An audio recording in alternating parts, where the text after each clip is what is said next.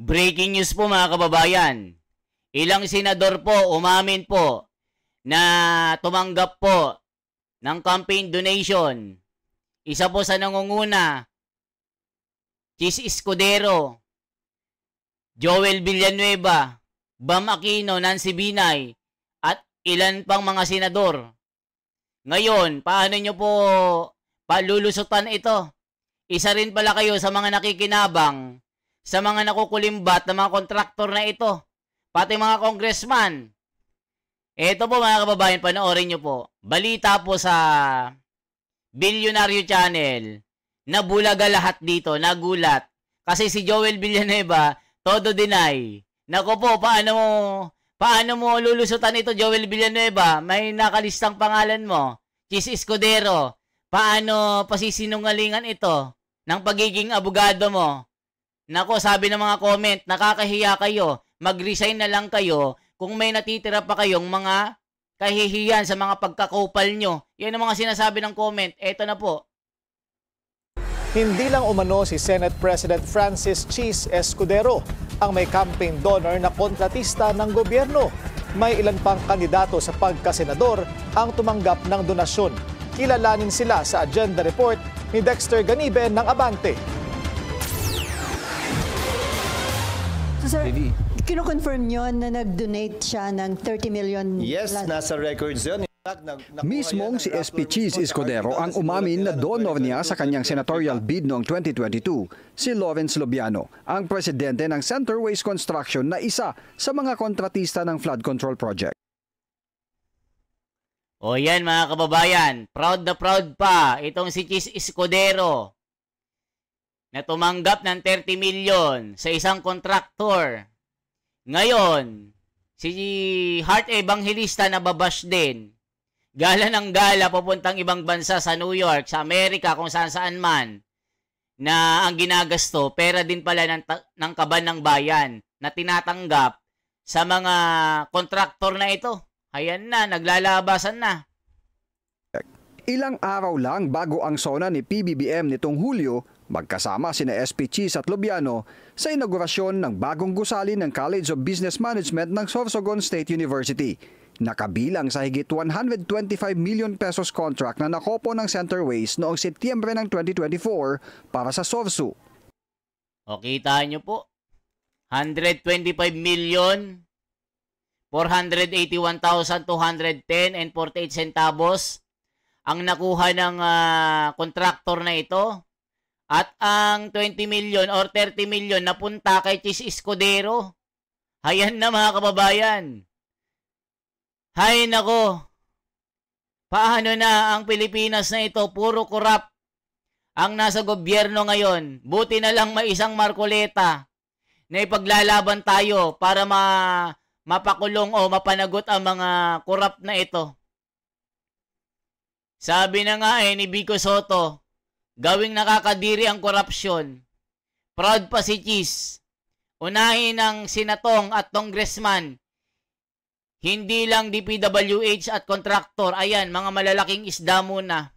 Ayan, Joel Villanueva, ano ipapalusot mo? Senador ka pero puro basketball inaatupag mo. Hindi mo kami maluloko, Mr. Longbam. Ayan na mga kababayan. Paano nila pasisinungalingan ito? Yung mga anak ng mga kontraktor, binabash natin.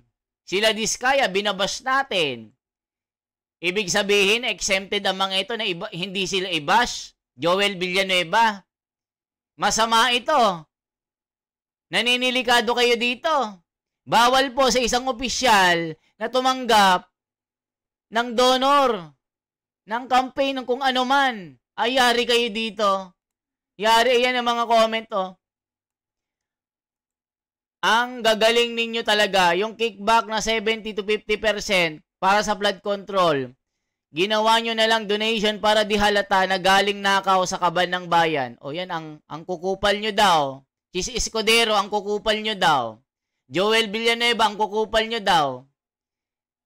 Tumatanggap kayo ng donation sa mga kontraktor. Kaya pala nangunguna pa kayo, nangungulit pa kayo kay yung sa taga Bulacan yung engineer Ngayon, tatanggi ka pa. Sabi ng mga comment, hindi ka na makakalusot dito, Joel Villanueva.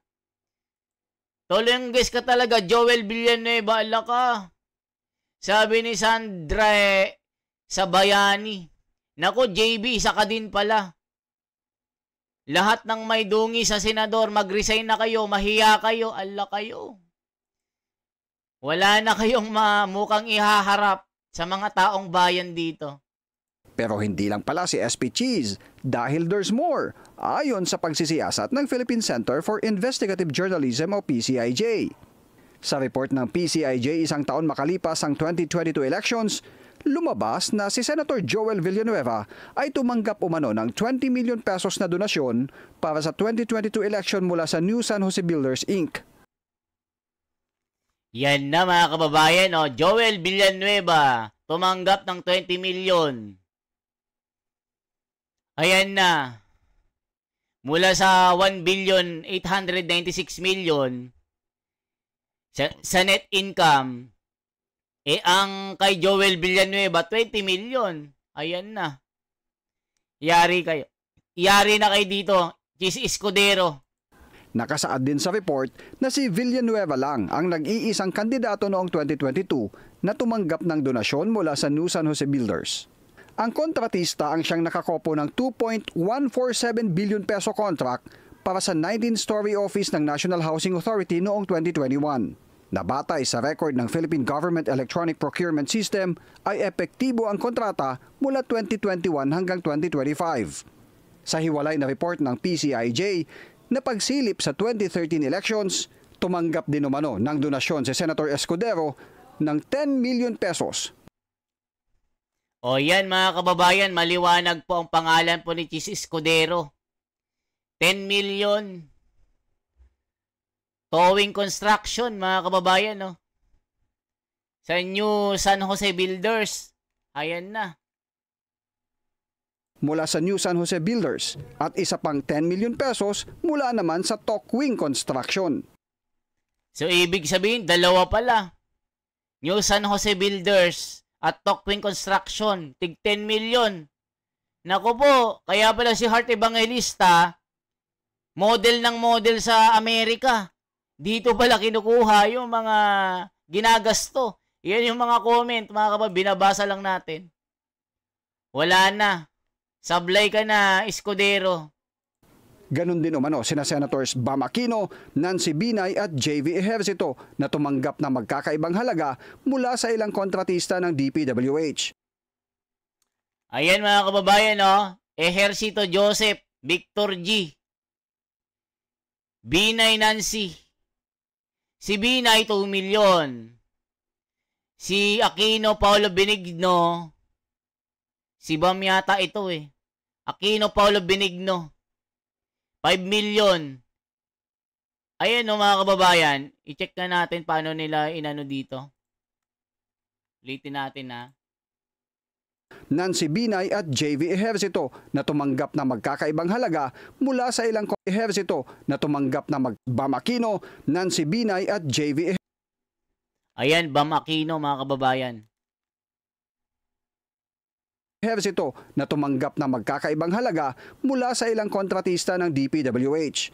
Bukod pa sa partido politikal na Nationalist People's Coalition at United Nationalist Alliance. Sa inisyal na investigasyon ng COMELEC, may 4 na kontratista ang nagsilbing campaign donor ng ilang tumakbo sa pagkasenador. Pero hindi lang ang Statement of Contributions and Expenditures ng mga senatorial candidate ang sinisilip ng COMELEC, kundi pati na rin sa mga kongresista at party list. Para naman sa mga mapatutunayang sangkot sa anomalya sa flood control project, sinabi ni Senate Deputy Minority Leader Mig Zubiri, kailangan anyang sa huli ay may mapanagot. The executive will follow through with its threat to file cases. Pag wala kasi mga kasuhan dyan, ay ninasugon lang yan. Wala mangyayari. Ayan. Pero umasa tayo kay Senador Marcoleta mga kababayan. Talagang kasama po natin siya sa labang ito. Nakakaiyak iiyak na naman ako mga kababayan. Nakakaiyak talaga. Di ba binabash natin yung mga anak ng mga kontratista? Ngayon, ibash din natin sila. Si Hart din, i-bash din natin. Nakakadiri kayo. Yan yung mga comment to. Huwag niyong sabihin thank you lang yung milyong donasyon. Sipin nyo. Titigas ang mukha nyo. Ayun, ang kukupal nyo, sabi ni Michael Angelo. Nakakaingit naman, okay lang may piyansa na naman pagka nakulong. O, tignan nyo. Paano nyo papalusutan ito? Joel Villanueva, todo tanggi ka pa. May pangalan ka. Labag sa batas na tumanggap ang politiko ng mga donasyon. Kaya pala si Tatay Digong ayaw makaano ng donation kasi bawal O, ano masasabi nyo dito? Remove the corrupt who's taking the taxpayer money. Sabi ni Kay Creed. Tapos yung mga congressman naman ang mga contractor, yan.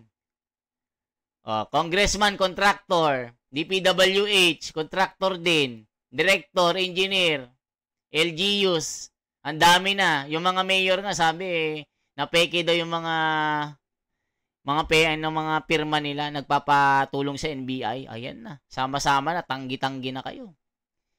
When will we learn? Kailan tayo matututo? Sabi ni Tomas. So kung hindi na isiwalat ito, hindi matitignan ng COMELEC. Ay, nako, nagkakabulabugan na. Yari si Cheese at Joel Villanueva dito. Kasi alam niyo na. Yari kayo kay Senador Marcoleta. Yari talaga kayo. Hindi kayo sasantuhin ni Senador Marcoleta. Yan lamang po ang aking bahagi, mga kababayan. Maraming salamat po sa inyo. Talagang nakakasuka ang mga politikong ganito. Nakasabot din pala sa pangungurap ng mga kontraktor. Kayo na po ang bahalang mag-react, mga kababayan. Naku po. Kasama po tayo sa labang ito. Hindi pwedeng si Senador Marcoleta lang ang laban niya. Hindi natin laban. Laban natin lahat ito. Bawat sentimo po ng kanilang ginagasto. Na mga private jet nila. Naglalakihang mga mansyon. Sports car. Bawat kakain sila ng mga mamahaling mga restaurant. 759K. Anak ng mga politiko at mga kontraktor. Kala mo kung sino makapag-flex sa social media. Mga nakaw din pala. Kaya mga kababayan, anong masasabi nyo dito? Maraming salamat po. Ito po si The Wonders Philippines. Pag-pray po natin na may mangyari dito at may makulong at may managot, mga kababayan. Salamat po ng marami. Joel Villanueva, Cheese Escudero, Bam Aquino, Nancy Binay. Anong masasabi nyo dito? Paano nyo lulusutan ito? Okay lang tumanggap ng mga donation galing sa mga kontraktor na ito? Sagutin nyo po. Salamat po.